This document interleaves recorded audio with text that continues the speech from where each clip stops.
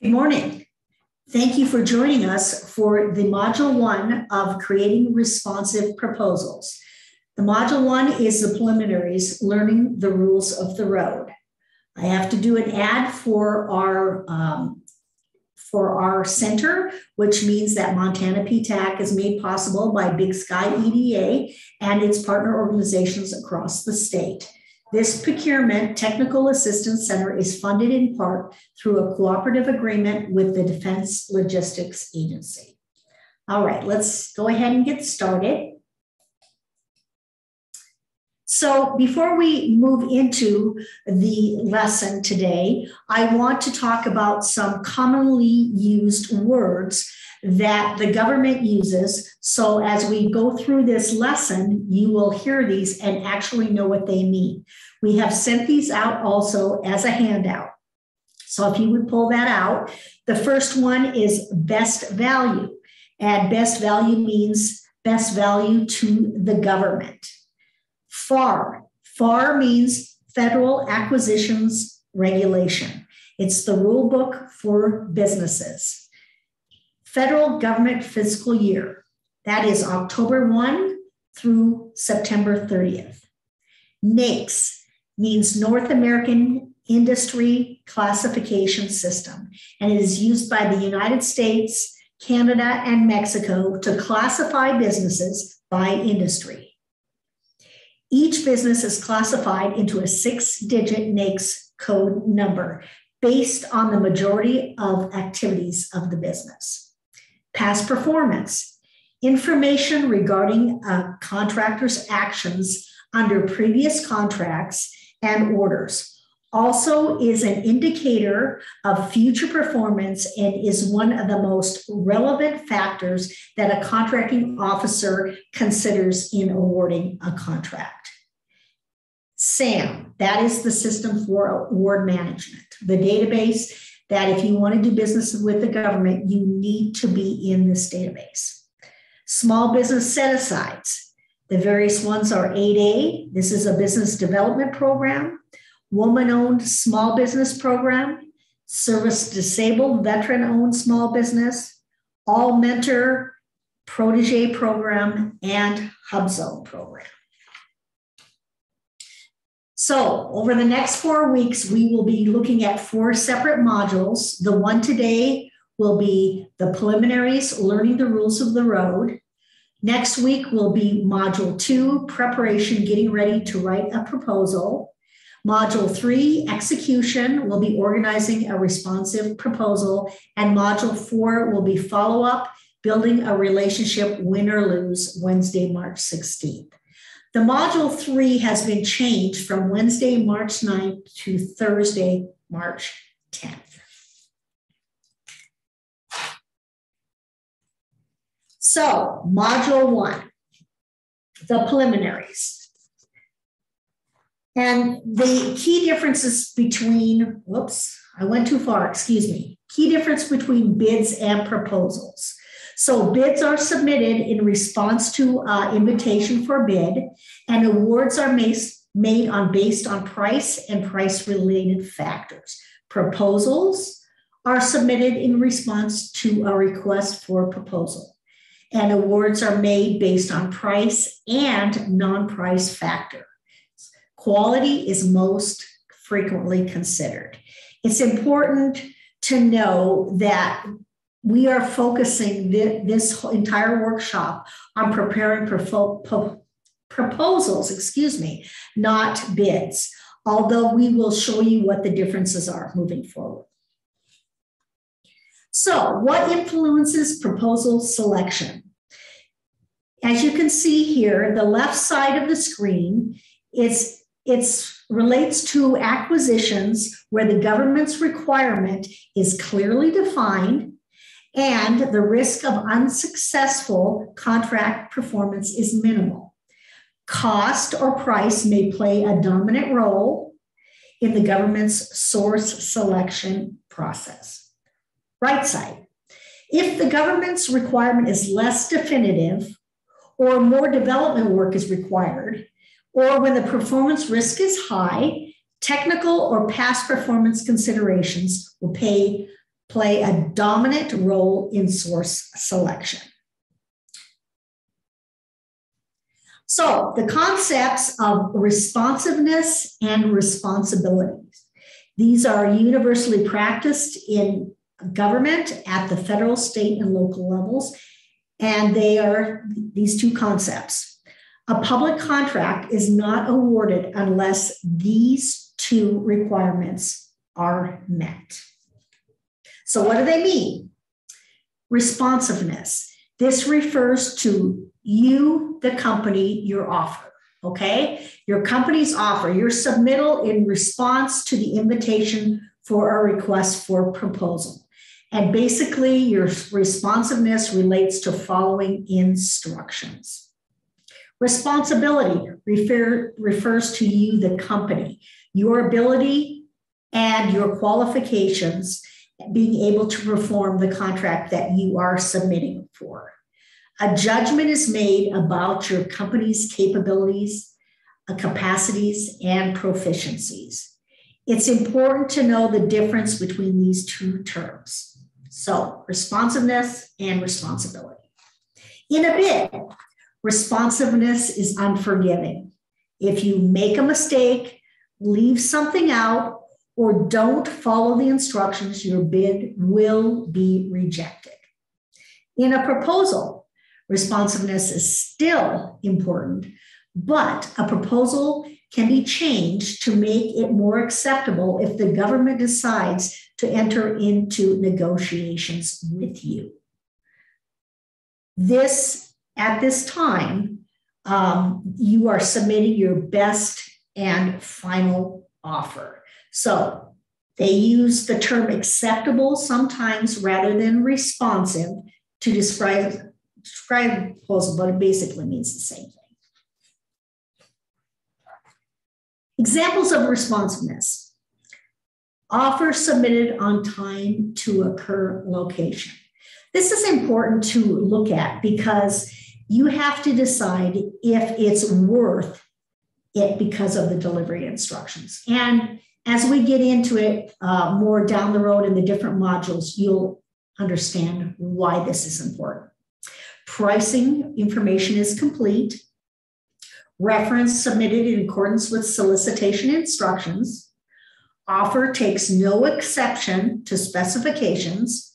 If they're asking for it signed in blue ink, you sign it in blue ink, and you're obeying the page limitations. A little more about responsibility.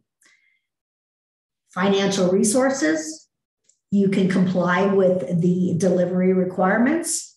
You have satisfactory prior performance. You have a good record of integrity and business ethics. You have adequate management and technical skills. You have adequate facilities and equipment, or otherwise you are eligible to receive an award. So financial resources, you think, well, I need a lot of money to do that. No, that could relate to maybe an adequate accounting system, is you are able to keep all your different contracts separate, and you show that you can do that.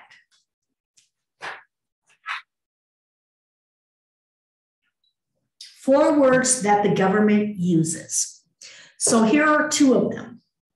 Solicitation, and it's an advertised invitation to submit a bid, a quote, or a proposal to fulfill a requirement of the government. Sometimes it's referred to as an invitation for bid, RFQ, or RFP. Excuse me. Once issued, communication with vendors cease. Pre-solicitation.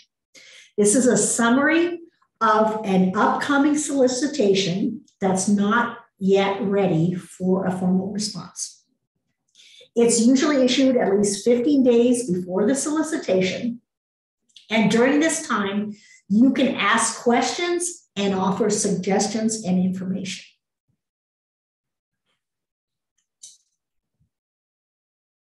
The next two words. Combined synopsis solicitation. This is an advertised solicitation for commercial items, and it's valued at less than the simplified acquisition threshold, which is generally $250,000. Sources sought. This is a published synopsis to determine whether there is interest in a given solicitation. It requests parties to submit their capabilities to determine their ability to perform. And it often is used to determine whether a set-aside to a small business can be justified. Sources sought is very important because you get a chance to give information to a contracting officer that may be not very knowledgeable on this type of contract. We had an example of a company that saw a sources sought, was sure they could do it, but never sent their information in. And we're just going to wait for the solicitation to come out.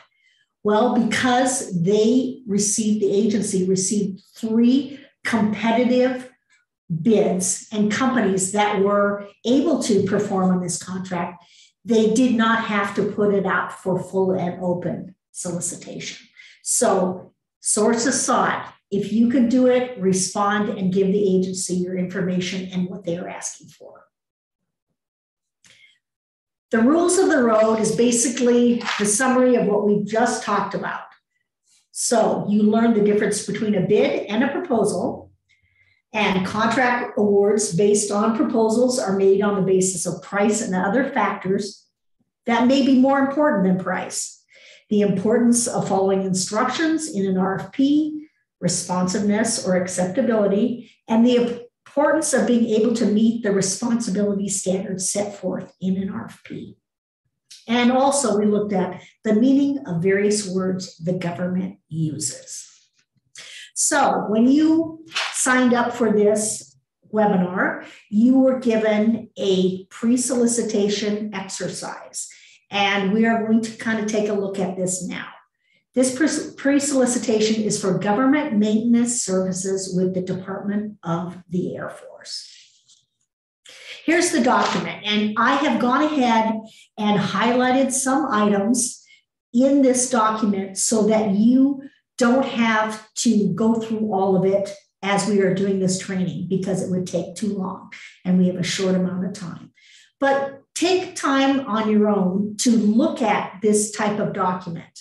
Okay, they are setting this aside for 100% HubZone. They are looking at an IDIQ, and it'll kind of tell you what that is there.